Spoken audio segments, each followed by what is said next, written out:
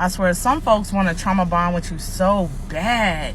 And I'm not going to sit here and say I've never trauma bonded with anybody before. But what I will say is, I don't do that shit no more. And if you are an empath, if you got a heart of gold, if you're a very compassionate person, you got to watch out for that, because for some reason, our energy attracts people in need, people in pain. And because we can relate, we use our trauma to bond with them. And before we know it, you got a trauma bond. Now, there's two types, right? You got the group of friends who, they just want to sit and sulk and be miserable. They don't want to let that shit go. I'm not with that. Me and you, if we got a bond from some pain, we need to talk this shit out. We need to figure it out. I actually care enough about you to try to get you out of your trauma. If you want me to stay in my trauma with you, you don't give a fuck about me. You want me to be in my pain because you're in pain. And what's so funny is, I identified it and I started to cut that shit out. And before I know it, I was called sneaky.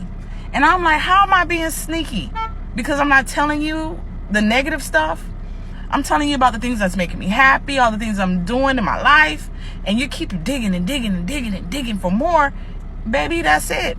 It's all gold over here right now. Life is gravy.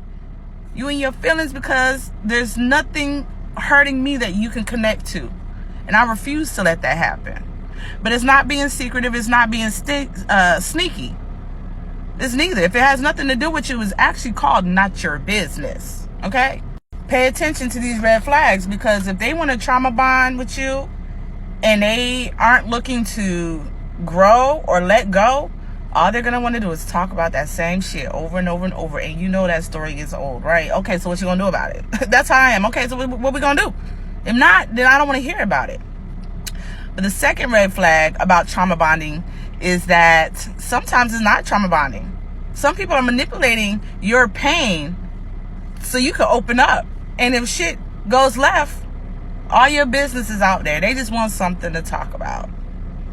Every time something bad goes wrong, they call you. And when you see their name on your phone, you know it's some shit. And vice versa. But when something good goes on, do they call you? No.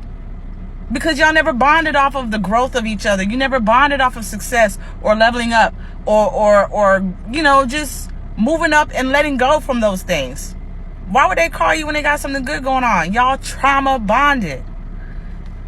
If you ask, like, why you only call me when there's something bad? Think about how what y'all's bond is. But trauma bonding is a no-go for me over here. If you don't want to fix it, don't come talking to me about it. I'm a problem solver, baby. We don't sit and sulk or nothing. We just win.